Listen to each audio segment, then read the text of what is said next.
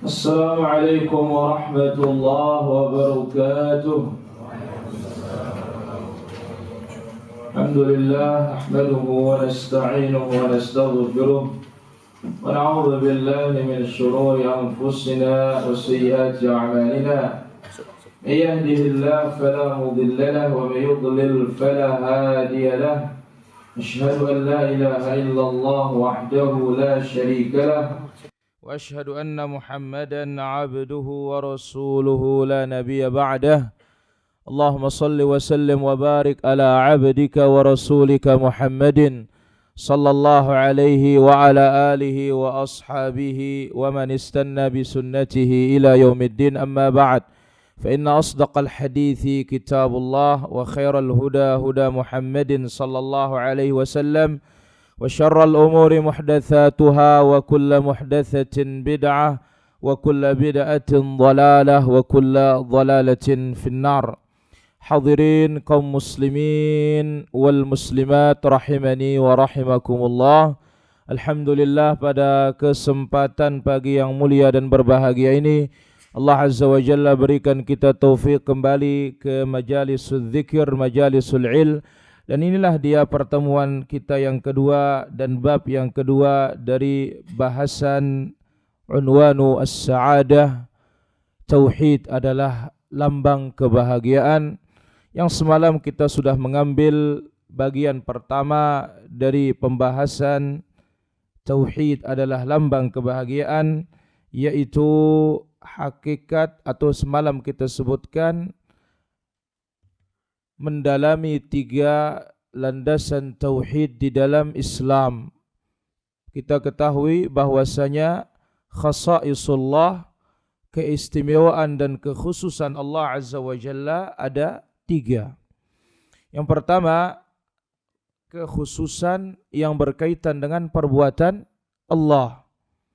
Hanya Dia yang berbuat di alam semesta ini. Dan kekhususan yang pertama ini memiliki 3 pondasi. Yang pertama, apa tadi malam?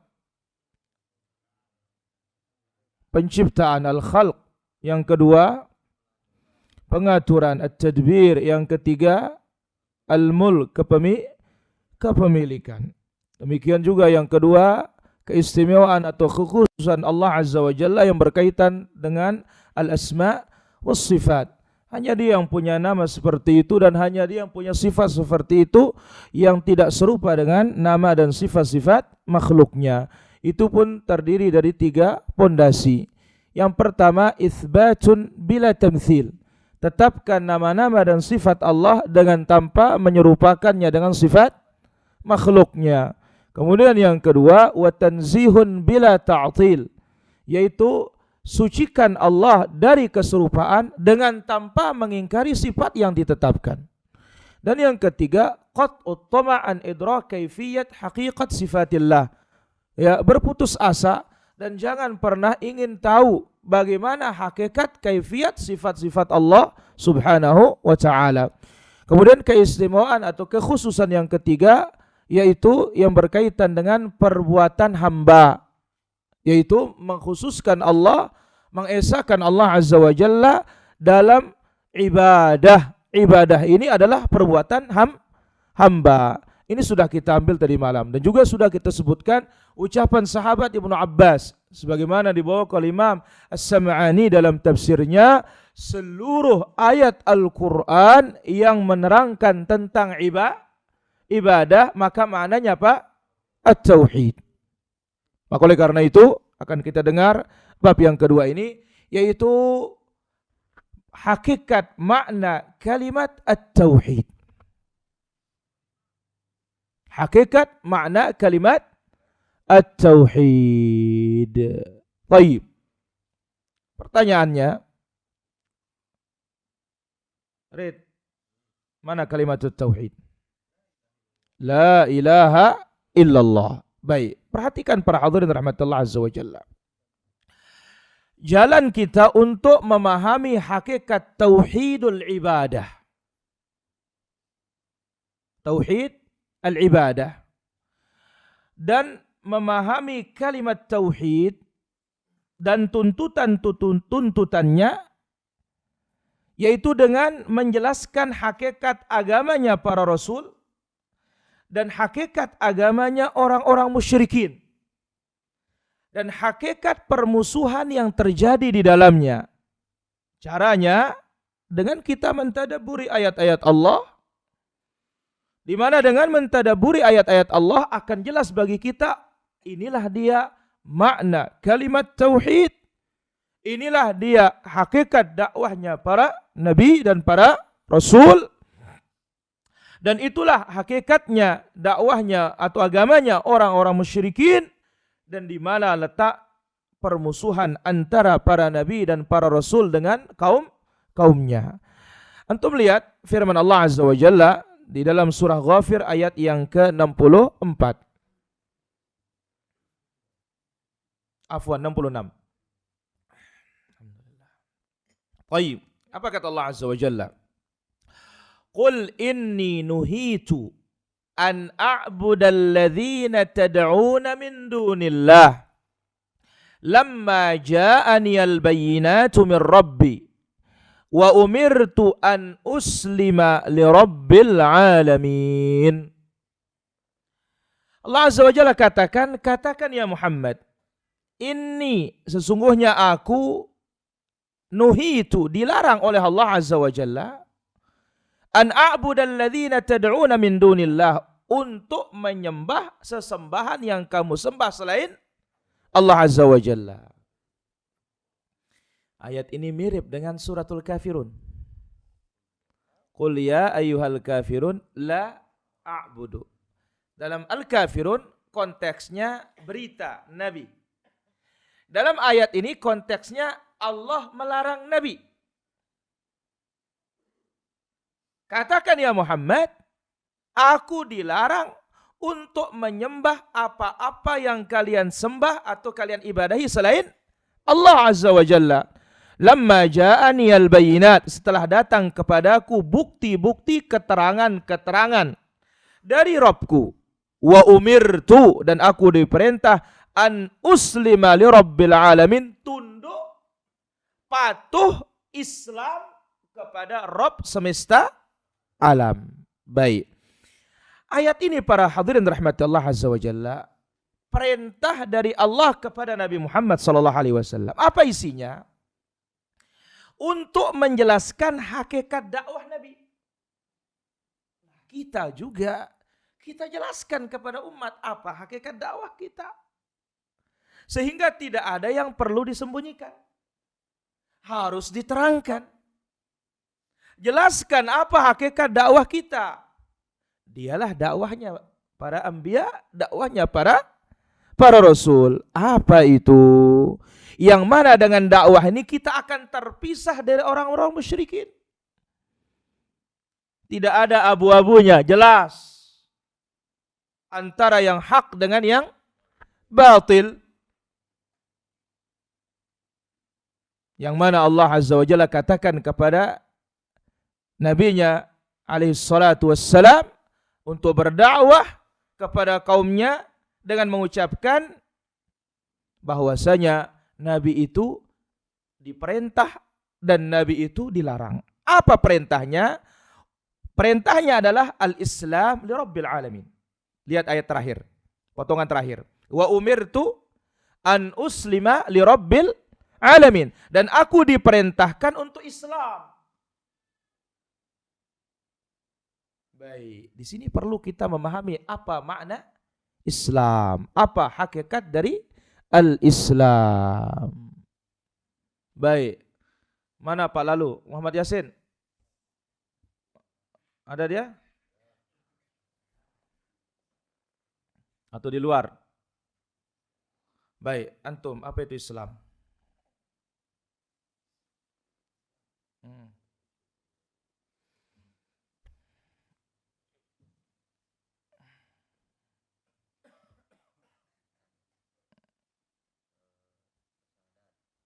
Bersyahadat.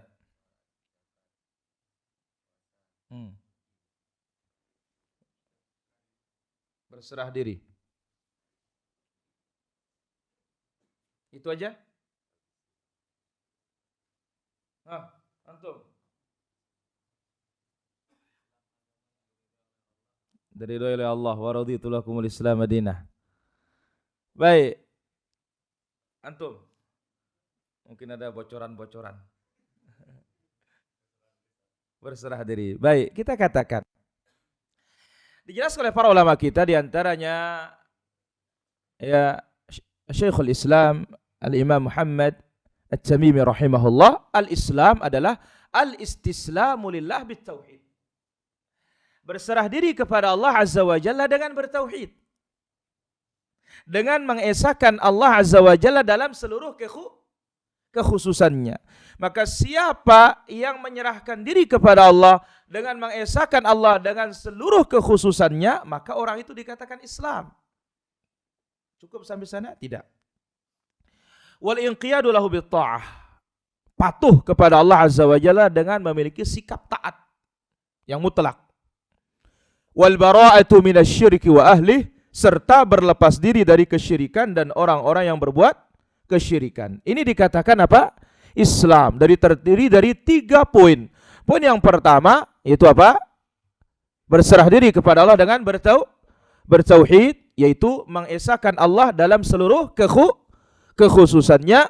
Kemudian patuh kepada Allah dengan sikap taat. Yang ketiga, berlepas diri dari kesyirikan dan orang-orang yang berbuat asyirik.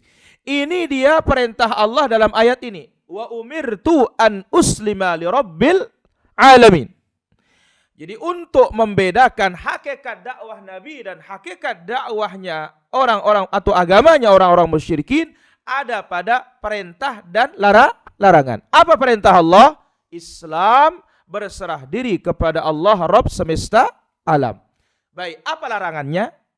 Nuhitu an a'budalladzina tad'una min dunillah. Nabi dilarang untuk beribadah kepada sesembahan-sesembahan yang disembah oleh manusia selain Allah Azza wa Jalla. Maka dengan perintah dan larangan dalam ayat ini, itulah tafsir tauhidul ibadah. Dan itulah dia makna la ilaha illallah. Perintah untuk Islam, berserah diri hanya kepada Allah.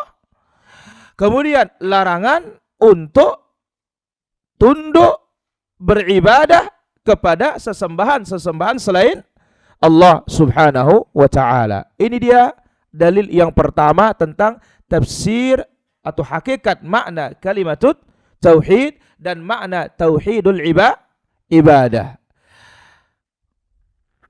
Baik. Kemudian antum lihat di tengah-tengah ayat mengatakan lamma ja'aniyal bayinat. Ketika datang kepadaku al-bayinat, ayat-ayat Al-Qur'an, bukti-bukti Allah Azza wa Jalla. Maka di sini pentingnya berdakwah kepada Allah Azza wa Jalla. Dari ayat ini mengambil atau menjelaskan pentingnya berdakwah dengan adillah, bukti. Sehingga dengan bukti itu mendatangkan al-yakin. Tidak bisa kita berdakwah menggunakan cerita-cerita, karangan-karangan, rekaan-rekaan, atau hayalan-hayalan, atau dengan mimpi. Jadi mesti dengan apa? Bayinat, ayat-ayat, bukti-bukti dari Allah dan bukti-bukti juga dari Rasulullah sallallahu alaihi wasallam. Inilah dia para hadirin dalil yang pertama yang menjelaskan makna tauhidul ibadah dan hakikat kalimat tauhid. Ada perintah, ada larangan. Kemudian antum lihat dalil yang kedua. Dalam surat Az-Zukhruf ayat 28, Allah Azza wa Jalla berfirman, "Wa idz qala Ibrahimu li abihi wa qaumihi innani bara'um mimma ta'budun illa alladhi fatarani fa innahu sayahdin wa ja'alaha kalimatan baqiyatan fi 'aqibihi la'allahum yarji'un." Ketika Khalilullah, kekasih Allah Ibrahim. Baik, ada pertanyaan di sini. Ada yang pernah dengar dari mana Nabi Ibrahim alaihissalatu wassalam? Johan? Tidak tahu. Pernah Nabi Ibrahim dari mana? Hah? Palestina? Dari Syam? Dijelaskan oleh para ahli sejarah, Nabi Ibrahim datang dari Irak. Dan dia tinggal di Palestina. Kemudian dia membawa istrinya beserta putranya ke Makkah. Dan Nabi Ibrahim alaihissalatu wassalam, beliau ya nabi dari nabinya Bani Israel dan bukan dari nasl keturunan Arab. Hanya satu nabi saja yang dari Arab. Dialah keturunannya Ismail, nabi kita Nabi Muhammad sallallahu alaihi wasallam. Ismail dia Arabul Musta'ribah. Luar Arab, belajar Arab, bahkan lebih pintar dari orang Arab bahasanya. Dari keturunan beliaulah lahirlah nabi kita Nabi Muhammad sallallahu alaihi wasallam. Baik. Ibrahim disebut oleh Allah Azza wa Jalla dalam ayat ini. Dan ingat ketika Ibrahim berkata kepada bapaknya dan kepada kaumnya, innani bara'um mimma ta'budun. Sesungguhnya aku berlepas diri, tidak bertanggung jawab terhadap apa-apa yang kalian sembah selain Allah Azza wa Jalla.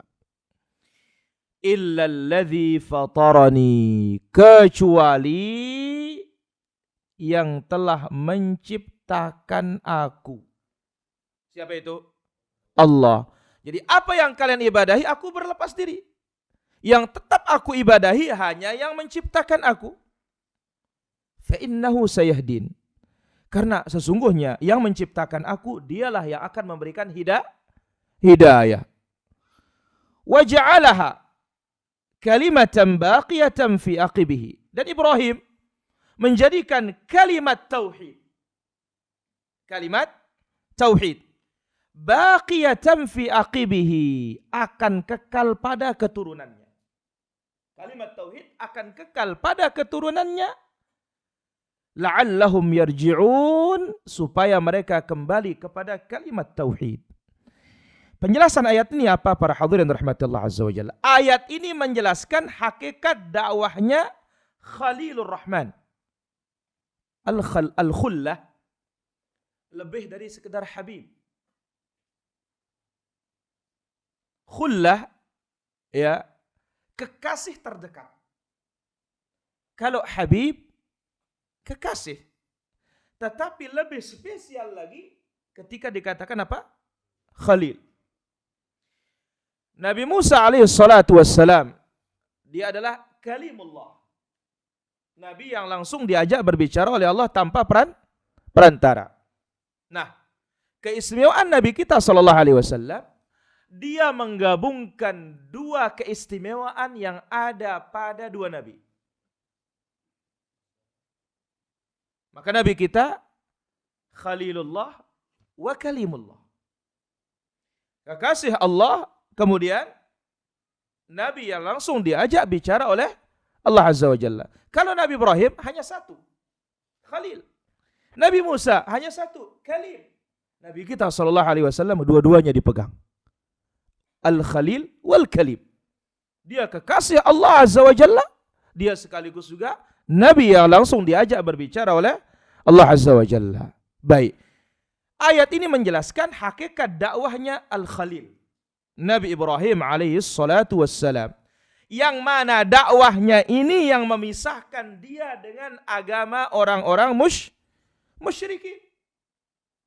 Pisah jelas keyakinan dan akidah. Apa itu?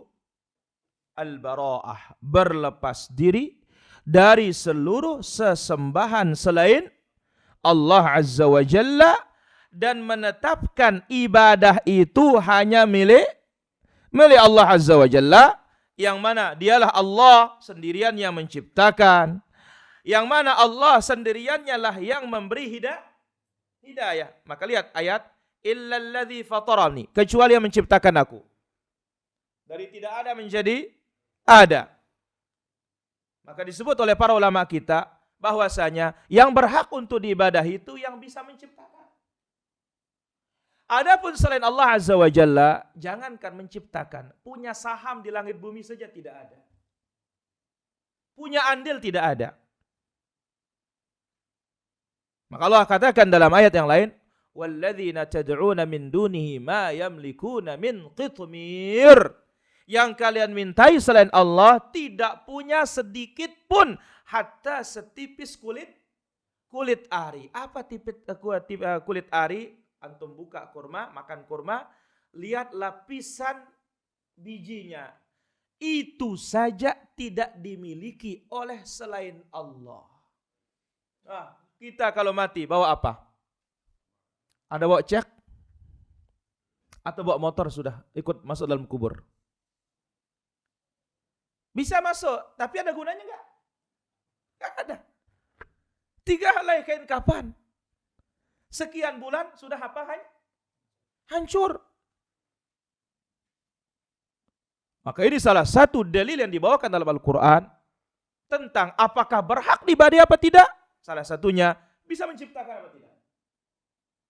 Kemudian yang kedua di sini disebutkan fa'innahu sayahdin, yang memiliki hidayatul qulub, menjadikan orang beriman, menjadikan orang di atas sunnah, menjadikan orang mengamalkan yang hak, itu hanya siapa? Allah Subhanahu wa taala. Nah, Dia yang menciptakan, Dia memberikan hidayah, maka hanya Dia yang layak untuk diibadahi. Baik. Maka dari ayat ini di dalamnya terdapat 2 pondasi kalimat tauhid. 2 rukun kalimat tauhid. Yang pertama an-nafyu, peniadaan. Meniadakan keberhakan Tuhan-Tuhan yang disembah selain Allah Azza wa Jalla untuk disembah. Ditiadakan, tidak ada haknya. Dan ini terdapat pada firman Allah, innani bara'um mimma ta'budun. Aku berlepas diri dari apa-apa yang kalian ibadahi selain Allah. Maka ini adalah peniadaan. Ditiadakan keberhakan untuk disembah Tuhan-Tuhan selain Allah. Ini rukun yang pertama dinamakan apa? Nafi. Kalau lihat kalimatnya la ilaha. La ilaha itu adalah nafi. Tidak ada Tuhan yang berhak diibadahi. Rukun yang kedua al-itsbat. Penetapan yang berhak diibadahi hanya siapa? Allah Subhanahu wa taala. Dan ini terdapat dalam kalimat illalladzi fatarani. Yang aku ibadahi adalah hanya yang menciptakan aku. Maka Al-Khalil alaihi salatu wassalam mengungkapkan rukun dari tauhid ini atau rukun la ilaha illallah ini, menyebutkan makna dengan mengatakan innani bara'um mimma ta'budun. Karena ingat, kaumnya Nabi Ibrahim banyak sesembahannya. Ada yang menyembah apa? Bintang. Ada pula menyembah apa? Bulan. Ada juga menyembah matahari. Maka Allah Azza wa Jalla sebutkan, ya, falamma janna 'alaihimul lail ra'a kawkaban qala hadza rabbi. Ketika malam mulai gelap, kemudian dilihat planet. Ibrahim mengatakan, oh, ini Tuhanku. Falamma afala, ketika dia hilang, la uhibbul afilin. Aku tidak mau Tuhan yang hilang.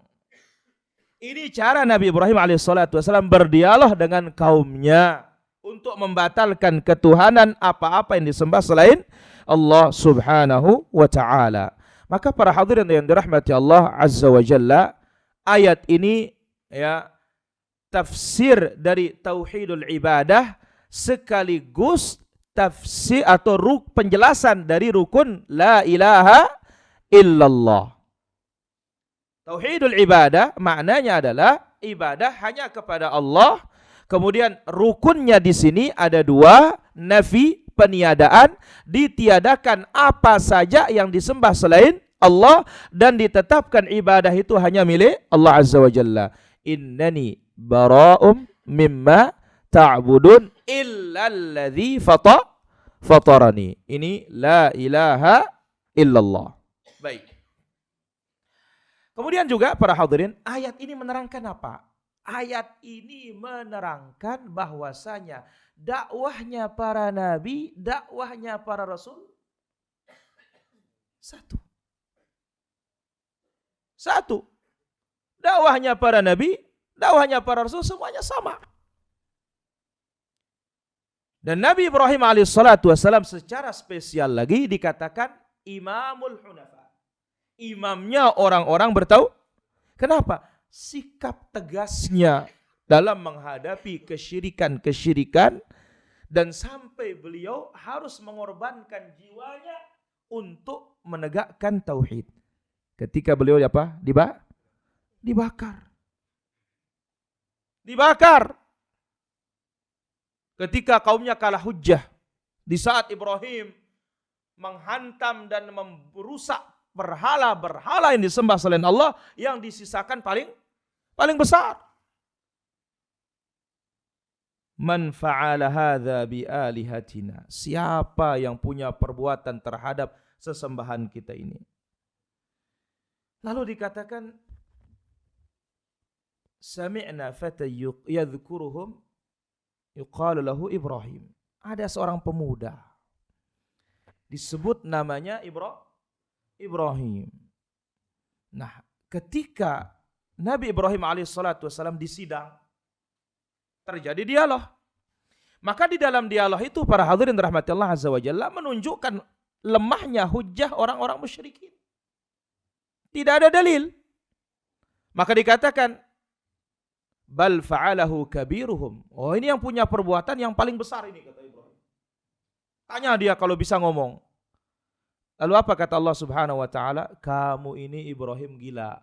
Bagaimana kita akan bertanya kepada batu yang tidak bisa bicara? Oh, kalian bilang batu, kenapa kalian sembah? Habis hujahnya apa kata mereka? Qala harriquhu wansuru alihatakum. Bakar Ibrahim ini dan selamatkan dan bela Tuhan-Tuhan kalian. Baik. Disebut oleh Allah Azza wa Jalla peristiwa ini bisa antum lihat di dalam firman Allah Azza wa Jalla di dalam beberapa ayat dari surat Al-Anbiya pada ayat yang ke-68 dan sebelumnya disebut oleh Allah Azza wa Jalla dalam ayat yang ke-60 atau sebelumnya bisa dilihat lebih panjang lagi dalam ayat yang ke-57 wa tallahi la'akidanna asnamakum ba'da an tuwallu mudbirin. Aku akan buat tipu daya terhadap berhala-berhala kalian setelah kalian pulang, kata Ibrahim. Faj'alahum judzadan illa kabiran lahum. Dihancur leburkan oleh Ibrahim, disisakan yang paling besar. La'allahum ilaihi yarji'un. Supaya penyembahnya bertanya. Qalu man fa'ala hadza bi alihatina innahu laminadh dhalimin. Kaumnya mengatakan, siapa yang punya perbuatan terhadap Tuhan-Tuhan kita? Ini orang-orang zalim ini katanya. Qalu sami'na fatan yadhkuruhum yuqalu lahu Ibrahim. Oh, ada pemuda disebut namanya Ibrahim. Qalu fa'tu bihi ala a'yunin nas la'allahum yashhadun. Sidang dia di hadapan orang banyak supaya orang lihat. Qalu a anta fa'alta hadza bi alihatina ya Ibrahim? Hai Ibrahim, apakah kamu punya perbuatan terhadap Tuhan-Tuhan kami? Apa jawaban Ibrahim? Qala bal fa'alahu kabiruhum hadza fas'aluhum in kanu yantiqun. Oh, ini yang paling besar punya perbuatan. Tanya dia kalau bisa ngomong, katanya. Faraja'u ila anfusihim faqalu innakum antumudz zalimun. Mereka pun introspek diri. Wah, kalian yang zalim ini masa menuduh sembarangan? Ya. Qala afata'buduna min dunillah ma la yanfa'ukum syai'an wa la yadhurrukum. Maukah kalian menyembah selain Allah yang tidak bisa kasih manfaat, tidak bisa juga kasih mudarat? Uffil lakum wa lima ta'buduna min dunillah afala taqilun. Celaka kalian, kata Ibrahim. Dan apa-apa yang kalian sembah selain Allah, Kalian tidak punya otak. Qalu, habis hujahnya, harriquhu, bakar. Wansuru alihatakum, tolong tuhan-tuhan kalian, in kuntum fa'ilin, jikalau benar kalian mau berbuat. Apa kata Allah Azza wa Jalla? Qulna ya naru kuni bardan wa salaman ala Ibrahim. Kami katakan, hai api, jadilah engkau dingin dan keselamatan bagi Nabi Ibrahim alaihi salatu wassalam. Pelajaran panjang dan banyak dari kisah Nabi Ibrahim alaihi salatu wassalam, maka cocok dikatakan imamul hunafa. Imamnya orang-orang bertauhid. Satu orang disebut oleh Allah imam. Ummah. Nabi Ibrahim disebut apa? Ummah. Inna Ibrahim kana ummatan qanitan lillahi hanifan wa lam yakun minal musyrikin. Ibrahim umat, para jamaah. Bayangkan. Tapi tentu kita di zaman sekarang fikih dakwah tetap berjalan. Tidak bisa kita akan menghancurkan mazahir syirkiyah, ya, bentuk-bentuk dan lambang-lambang kesyirikan, ya, tanpa ada kekuasaan. Karena jangan sampai mengingkari kemungkaran memunculkan kemungkaran yang lebih besar. Taib. Itu dia kisah Nabi Ibrahim alaihi salatu wassalam, sehingga beliau benar-benar dikatakan umat oleh Allah Azza wa Jalla karena sendiriannya yang tegak di atas tauhidullah subhanahu wa ta'ala. Taib. Kemudian dalil yang ketiga,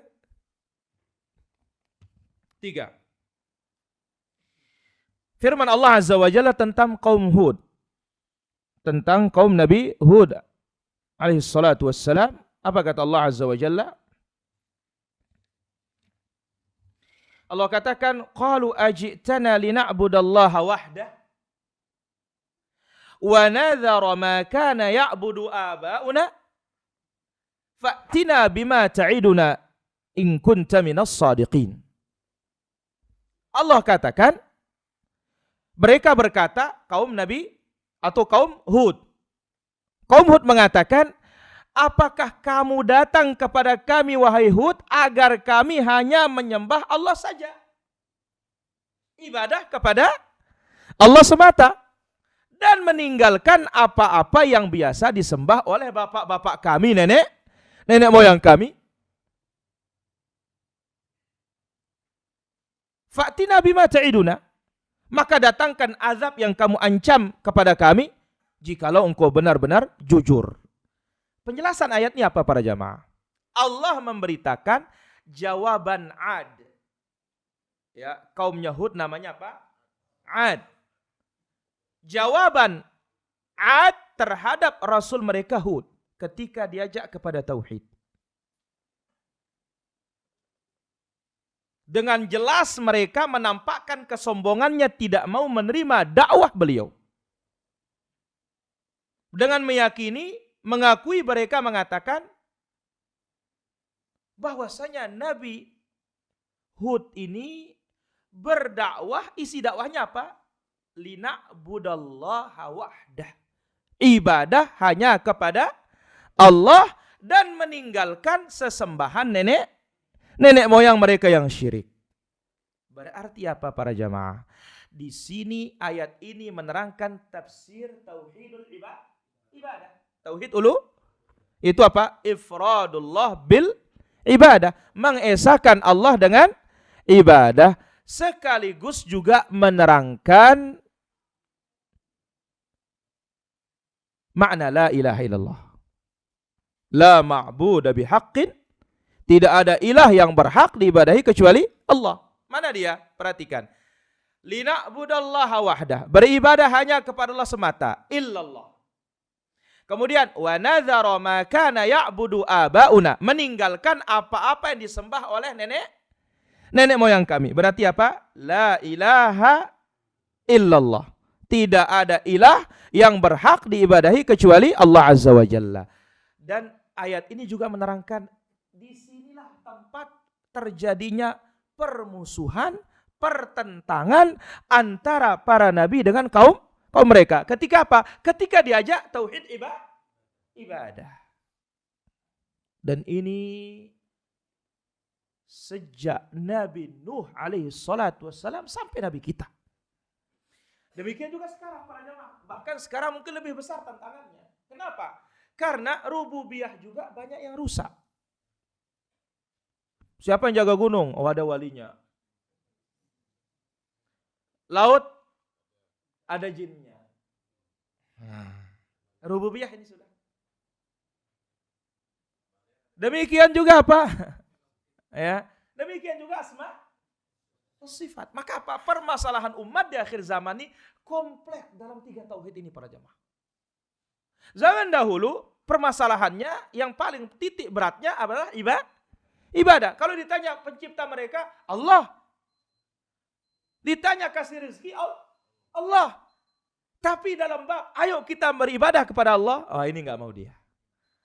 Apakah engkau datang ini mengajak kami beribadah hanya kepada Allah dan meninggalkan sesembahan nenek moyang? Maka lihat, ayat ini ada kesamaan dengan yang terjadi pada diri Nabi. Disebutkan di dalam Sahih Bukhari, ketika Abu Sufyan belum masuk Islam pada tahun ke-6 atau tahun ke-5. Abu Sufyan datang ke Syam, yang tahun ke-5-nya Nabi mengirim surat ke raja-raja. Salah satunya Raja Romawi. Abu Sufyan belum masuk Islam. Ditanya oleh Heraklius, apa dakwahnya Muhammad itu? Abu Sufyan gak berani bohong. Dan orang Arab gak mau bohong. Hatta dia musyrikin. Ya, kita saja sekarang yang suka bohong. Abu Sufyan masih musyrik para jamaah. Apa dakwahnya Muhammad itu katanya? Dakwahnya Muhammad itu mengajak kami beribadah hanya kepada Allah wahdahu la syarikalah wa yaqul, dan mengatakan ya utruku ma yaqulu abaukum, tinggalkan apa yang diucapkan oleh nenek moyang kalian. Baik, dalil yang ke-4. Dalam surah Al-Baqarah 256 Allah berfirman. Ingat, 256 berarti setelah ayat kursi. Ayat kursi 255. Apa kata Allah Azza wa Jalla? Faman yakfur bit-taghut wa yu'min billah faqad istamsaka bil urwatil wuthqa. Barang siapa yang kafir kepada taghut kemudian beriman kepada Allah, maka dia telah berpegang teguh dengan al-urwatil wuthqa, tali yang kokoh. Tapi dijelaskan di sini atau ditafsirkan di sini, ya, berpegang teguh kepada buhul tali yang amat kuat. Hakikatnya satu, al-urwatul wuthqa adalah maknanya kalimat la ilaha illallah. Jadi siapa yang kafir kepada taghut, beriman kepada Allah, itulah orang yang berpegang teguh dengan la ilaha illallah. Taib. Al-kufru bit taghut, kafir kepada taghut maknanya al-bara'ah, berlepas diri dari sesembahan selain Allah apapun jenisnya. Menjauhinya serta meyakini batalnya. Itu arti dari kafir kepada taghut. Ya, makna kafir kepada taghut berlepas diri dari sesembahan selain Allah, menjauhinya dan meyakini kebatilannya. Dan taghut ini intinya kembali kepada apapun yang diibadahi selain Allah dengan ridha, maka itu dikatakan taghut. Yang disebut kepalanya ada 5. Kepalanya ada 5. Kepala terbesar iblis. Kepalanya apa? Iblis. Taib. Kafir kepada taghut dan beriman kepada Allah Azza wa Jalla. Ayat ini menjelaskan kepada kita 2 rukun la ilaha illallah. Pertama nafi, yang kedua itsbat. Apa nafinya di sini? Apa nafinya? Yang mana ayatnya nih? Faman yakfur, siapa yang kafir kepada taghut. Ini nafi, meniadakan segala sesembahan selain Allah. Kafir kepada sesembahan selain Allah. Taib, mana itsbatnya? Wa yu'min billah, dan beriman hanya kepada Allah Azza wa Jalla. Maka dengan demikian para hadirin dirahmati Allah Azza wa Jalla, orang belum dikatakan bertauhid tidak selamat hari kiamat sampai dia itu melengkapi dua rukun ini. Beriman, beribadah hanya kepada Allah, kemudian kafir kepada at-taghut. Dan orang yang imannya kepada Allah semata dengan bertauhid dan meninggalkan at-taghut, inilah orang yang berpegang teguh kepada apa? La ilaha illallah. Kemudian ayat berikutnya.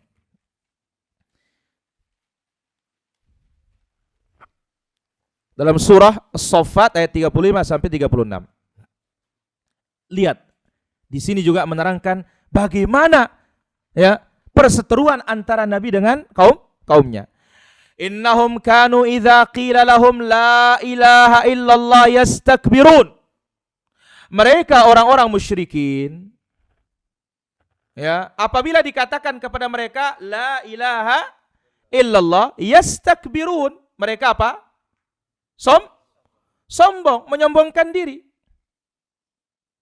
Lalu apa kata mereka? Wa yaqulun, mereka mengatakan, a inna la tariku alihatina li sya'irin majnun. Apakah sesungguhnya kami harus meninggalkan sesembahan-sesembahan kami gara-gara seorang tukang sihir yang gila? Ayat ini menerangkan kepada kita tentang orang musyrikin zaman Rasul. Kalau mereka didakwahi, katakan la ilaha illallah, mereka menolak. Itu arti sombong. Ini disebut dalam hadis Nabi yang sahih, al-kibru batarul haq wa ghamtun nas. Sombong itu menolak kebenaran, meremehkan orang lain. Ini bukan sekedar meremehkan, tapi mencela Nabi. Apa katanya? Tukang syair gila. Padahal mereka tahu Muhammad itu enggak gila. Tapi inilah dia ketika berhadapan dengan dakwah tauhid yang tidak cocok ditempel. Sama seperti sekarang para jemaah.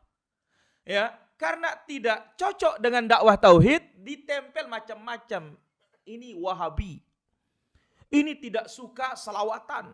Macam ditempel. Hakikatnya mereka tidak suka dengan dakwah tauhid itu. Dan itu akan sejarah terulang terus para jamaah rahmatullah azza wajalla. Padahal hakikatnya kan tidak demikian. Tidak ada orang tidak suka salawat. Ya, tidak ada orang tidak cinta kepada wali-wali Allah azza wajalla. Tetapi apa? Itulah yang terjadi. Nabi Muhammad apa nabi gila? Tidak kan? Ya. Kemudian apakah Nabi Muhammad tukang syair? Loh, Nabi mengeluarkan syair disalahkan oleh sahabat. Bukan begitu ya Rasulullah syairnya katanya. Kenapa? Nanti kalau tukang syair, nanti Quran dikatakan syair. Nabi Muhammad SAW bukan juga tukang sihir. Loh, Nabi Muhammad itu ya, yang dibawa itu menghancurkan sihir. Tapi itulah yang terjadi pada jamaah. Dan disinilah tempat permusuhan atau perseteruan antara Nabi atau para Rasul dengan kaumnya. Perhatikan ayat ini. Jadi ketika Nabi SAW mengajak mereka mengucap apa? La ilaha illallah. Mereka sombong. Kenapa? Karena orang musyrikin paham tauhid.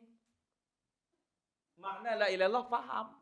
Apa maknanya? Harus berhenti berbuat syirik. Harus berhenti menyembah berhala. Jadi kalau sudah siap mereka enggak mau. Nah, kita di akhir zaman ini ya, la ilaha illallah semangat terus. Bahkan sekali duduk 1000, 2000 sampai pingsan. Tetapi tidak paham. Ini menuntut kita belajar tauhid terus para jamaah. Ini menuntut kita belajar tauhid terus. Kalau orang dahulu, orang-orang musyrikin tidak berani mengucap la ilaha illallah karena paham konsekuensi dan makna la ilaha illallah. Kita ini ya rajin mengucap la ilaha illallah tapi tidak paham maknanya, belum tepat, konsekuensinya belum sempurna, kemudian pembatal-pembatalnya terkadang masih dilaksanakan. Asyahid para jamaah rahmatullah azza wa jalla, La ilaha illallah itu sesuai dengan rukunnya, berarti menuntut siapa yang mengucapkannya ibadah hanya kepada Allah dan meninggalkan sesembahan selain Allah subhanahu wa ta'ala. Kemudian yang bisa diambil dari ayatnya juga, siapapun yang berdakwah tauhid pasti dituduh aneh-aneh. Pasti dituduh macam-macam. Padahal ingat, Nabi kita digelar apa? Shadiq. Amin. Tapi ketika berdakwah tauhid, gila. Hai tukang sihir. Hai syair. Padahal semuanya Nabi bersih dari ini. Tapi ketika Nabi berdakwah tauhid, apapun yang tidak cocok dilekatkan kepada diri Nabi SAW. Maka ini menuntut kita para hadirin rahmatullah azza wa jalla, ketika kita berdakwah tauhid atau mengajarkan tauhid atau kita memegang teguh tauhid, ya harus siap-siap saja. Ya, celaan yang tidak terduga. Dan itu sunnatullah azza wa jalla. Baik. Kemudian dalil berikutnya. Dalam surat Shad ayat yang ke-5. Apa kata Allah? Aja'alal alihata ilahan wahida inna hadza la syai'un ujab. Mengapa Muhammad itu menjadikan Tuhan-Tuhan yang banyak menjadi satu Tuhan saja? Sungguh ini benar-benar sesuatu yang sangat mengherankan. Ayat ini menerangkan apa? Keheranan orang musyrikin di zaman Rasul tentang dakwah Rasulullah SAW. Apa dakwah Nabi? Mengajak mereka ibadahnya hanya kepada Allah saja. Dan meninggalkan apa-apa yang disembah selain Allah Azza wa Jalla. Kaumnya heran. Nah sekarang juga demikian. Ketika menjelaskan dakwah tauhid, orang juga apa? Heran. Ya ini dakwah apa ini katanya? Ya, dakwah apa ini? Aneh, ini ajaran baru. Padahal apa? Ini baru ajaran. Kan begitu. Ini baru ajaran yang benar. Tapi itulah dia para jamaah, kalau orang musyrikin dahulu heran, maka orang sekarang juga berhak untuk heran. Mereka dengan bahasa mereka yang begitu tinggi, heran dengan ajakan Nabi Muhammad. Kita juga dengan teknologi kita yang tinggi, juga masih banyak juga yang heran. Maka sungguh mengherankan orang yang mengaku Islam tetapi tidak memahami hakikat kalimat Islam yang diketahui oleh orang-orang musyrikin yang jahil zaman dahulu. Asyahid para jamaah rahmatullah azza wa jalla. Orang musyrikin tahu dakwah tauhid itu adalah mengesahkan seluruh ibadah hanya kepada siapa? Kepada Allah subhanahu wa ta'ala dan meninggalkan seluruh sesembahan selain Allah subhanahu wa ta'ala. Dan ini juga menjelaskan kepada kita tempat perseteruan terjadinya gesekan antara para nabi dan para rasul ada dalam tauhid apa? Ibadah. Tayyib. Kemudian dalil yang selanjutnya sebelum yang terakhir dalam surat Al-Hajj ayat 62. Dan ini adalah makna la ilaha illallah para jamaah kalimat ini. Dzalika bi anna Allaha huwal haq wa anna ma yad'una min dunihi huwal batil wa anna Allaha huwal aliyyul kabir. Apa kata Allah azza wa jalla? Kuasa Allah yang demikian itu adalah karena sesungguhnya Allah dialah Tuhan yang hak. Dan apa-apa yang diseru, yang disembah selain Allah itu adalah batil. Sesungguhnya Allah Azza wa Jalla dialah zat yang maha tinggi lagi maha besar. Perhatikan ayat ini para jamaah. Ini di dalam ayat ini tafsir la ilaha illallah yang benar. Karena banyak kita ini masih tiada Tuhan selain Allah terus. Padahal masih ramai yang disembah selain Allah. Baik. Perhatikan ayatnya, apa kata Allah? Dzalika bi annallaha huwal haq. Dialah Allah Tuhan yang hak. Sesembahan yang hak.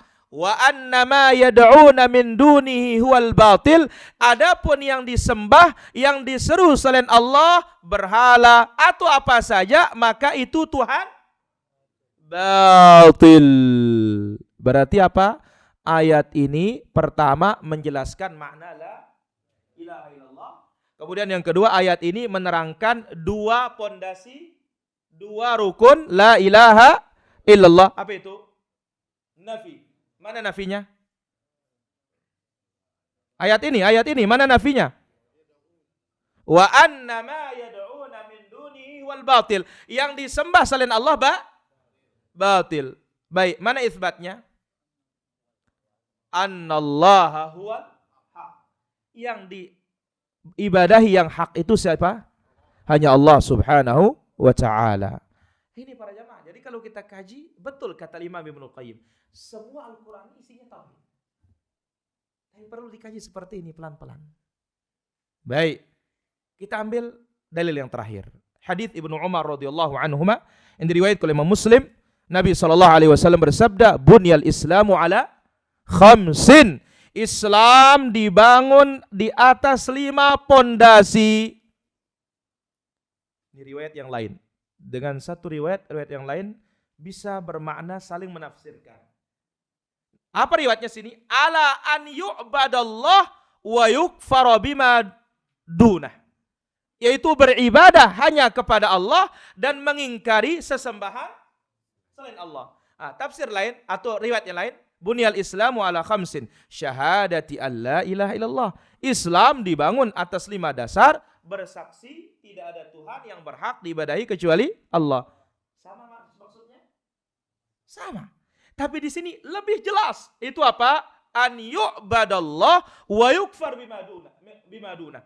Ibadah hanya kepada Allah, kafir kepada sesembahan selain. Rukun apa ini? Rukun apa ini? La ilaha illallah. Ibadah kepada Allah illallah. Kafir kepada selain Allah, la ilaha. La ilaha. Baik. Kemudian baru datang salat, kemudian baru datang zakat, kemudian baru datang haji, kemudian baru datang saum Ramadan. Kenapa para jamaah dirahmati Allah Azza wa Jalla? Sebab tidak akan benar la ilaha illallah, tidak akan benar salat, puasa, zakat, haji tanpa dibenarkan 2 syahadat. La ilaha illallah ikhlas, Muhammad Rasulullah ittiba. Nah, berbeda dengan rukun yang lain, ada takdim wa ta'khir, ada yang dimajukan, ada yang diundurkan. Satu riwayat haji duluan baru zakat. Satu riwayat zakat dulu baru tapi tidak ada satu riwayat pun syahadat terakhir. Selalu apa? Pertama, kenapa? Dia syarat mutlak.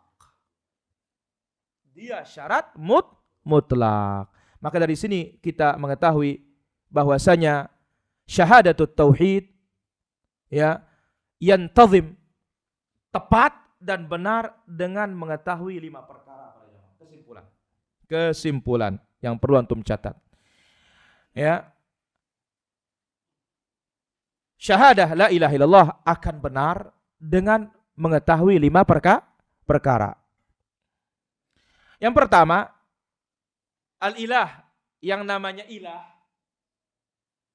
dialah yang berhak untuk diibadahi. Maka salah besar menafsirkan ilah itu dengan pencipta. La ilaha illallah. Tidak ada yang menciptakan kecuali Allah. Ini salah besar. Karena yang namanya ilah itu adalah yang berhak diibadahi. Baik. Kemudian yang kedua, bahwasanya Nabi SAW diutus. Demikian juga para rasul sebelumnya diutus oleh Allah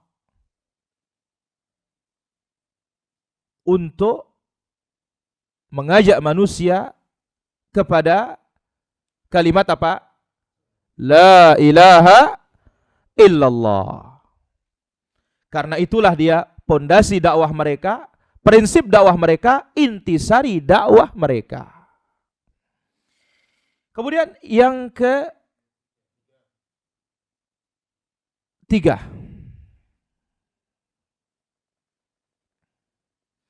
annalaha ruknain.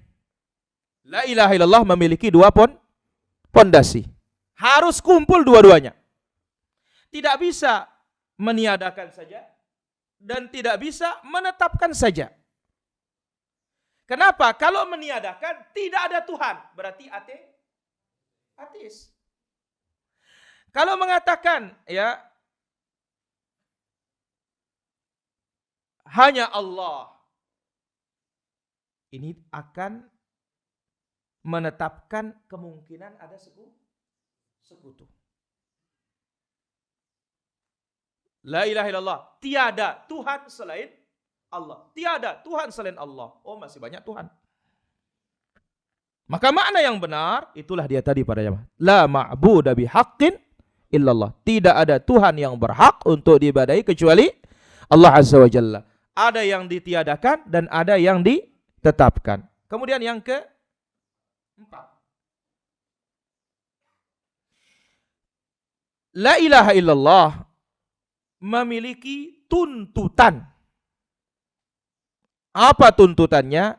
Ibadah hanya kepada Allah dan harus kafir kepada sesembahan, ingkar kepada sesembahan, berlepas diri kepada atau dari sesembahan selain Allah Subhanahu wa taala.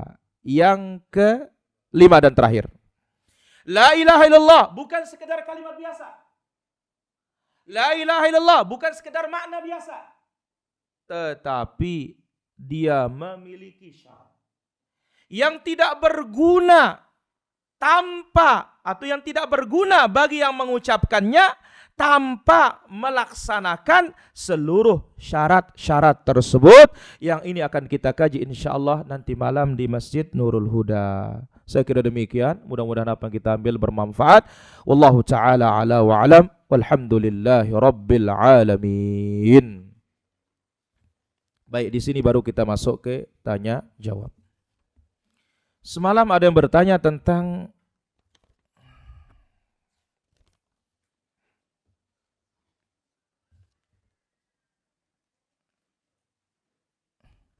apakah ada manusia yang diciptakan oleh Allah yang memiliki kelebihan indera keenam? Indigo, bukan indihome ya. Yang dapat berinteraksi dengan jin. Kalau indihome kan enak interaksi dengan dunia. Beda ya, indigo dengan indihome. Baik. Kita katakan para jamaah, ya dari literatur yang saya baca, dan berdasarkan kaidah tauhid yang kita pahami, bahwasanya ya dikatakan anak-anak yang indigo memiliki ya indera keenam ya yang tidak sama dengan orang lain atau anak-anak lain. Kita katakan dari penjelasan yang kita baca menunjukkan bahwasanya ini muncul dari penelitiannya orang-orang barat atau perspektifnya orang-orang barat, sudut pandangnya orang-orang barat. Dalam Islam kita katakan para jamaah rahmatullah azza wa jalla, hukum asalnya ya manusia dia tidak akan diberitakan oleh Allah perkara-perkara apa? Iya, bisa saja diperlihatkan jin. Tapi itu adalah nadir, sesuatu yang jarang. Dan sesuatu yang jarang itu tidak punya kaidah, tidak punya hukum. Ya. Sebagaimana para sahabat Nabi sallallahu alaihi wasallam diperlihatkan karamah oleh Allah azza wa jalla, tapi mereka sendiri tidak tahu itu karamah. Bagaimana hebatnya sahabat para jemaah. Baik. Jadi kita katakan urusan gaib tidak ada yang tahu kecuali siapa? Allah Azza wa Jalla. Kemudian urusan gaib disebut di akhir surat Al-Jin, illa man irtada min rasul. Yang diberitakan gaib itu rasul-rasul saja. Dan itu pun saat diberitakan dijaga ketat oleh malaikat supaya tidak ada jin yang mencuri pendengaran tersebut. Ya. Hadza huwa wallahu taala alam. Taib. Apakah itu termasuk kesyirikan kepada Allah? Ya, pertama, anak yang ngomong seperti itu Allah Azza wa Jalla mungkin jadikan akalnya kurang sehat, kemungkinan. Atau mungkin iya betul diperlihatkan oleh Allah Subhanahu wa taala jin, syaitan. Atau itu mungkin dari wahyunya syaitan akan mengatakan akan terjadi begini, akan terjadi begini. Ternyata betul terjadi. Nah, ini yang membuat kita syirik. Kenapa? Percaya kepada ucapan anak tersebut.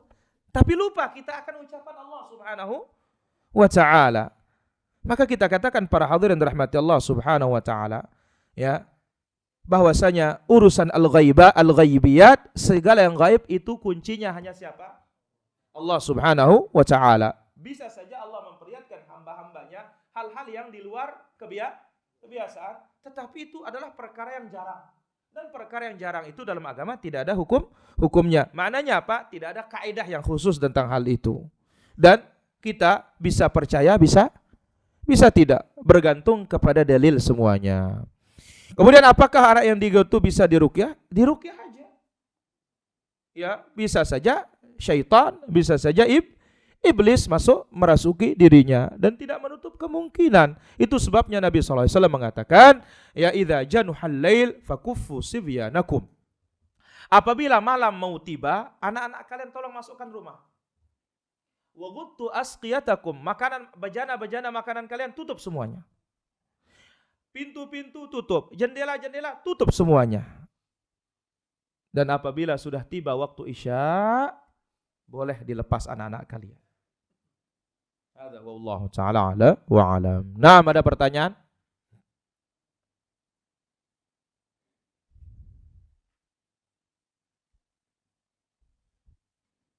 Kayaknya tidak ada.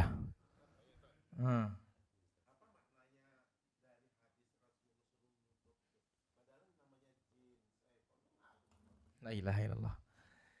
Ini ya, Pak Farid tanya, ini kelas tinggi katanya pertanyaan ini. Bang, bekhair Bang. Ya. Jadi ini pertanyaannya begini.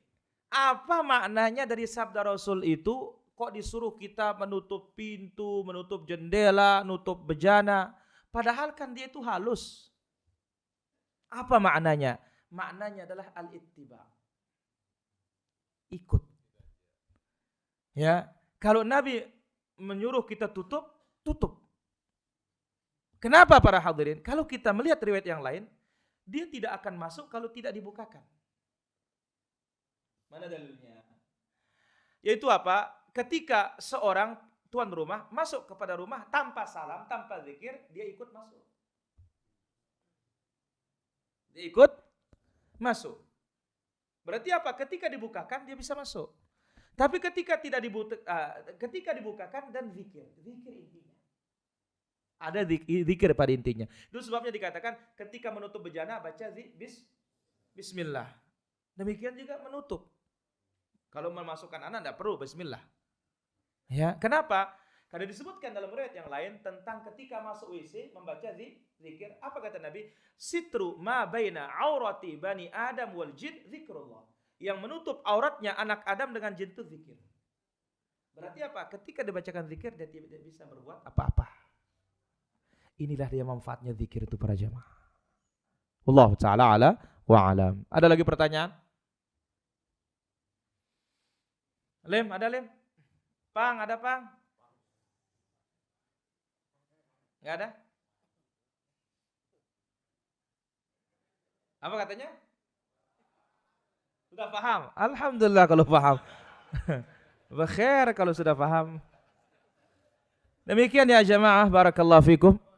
Ya, insyaallah nanti malam kita lanjutkan dan mudah-mudahan bermanfaat. Ini Anda lihat kalau antum pegang catatan semangat antum. Tapi kalau enggak terus begini. Kalau catatan bagus. Ya, dan bisa antum catat faedahnya insyaallah taala. Dan nanti ini pada ujungnya akan keluar satu kitab insyaallah. Ya, semoga bermanfaat. Wassallallahu ala nabiyina Muhammad, subhanakallahumma bihamdik, asyhadu an la ilaha illa anta astaghfiruka wa atubu ilaik. Wassalamualaikum warahmatullahi wabarakatuh.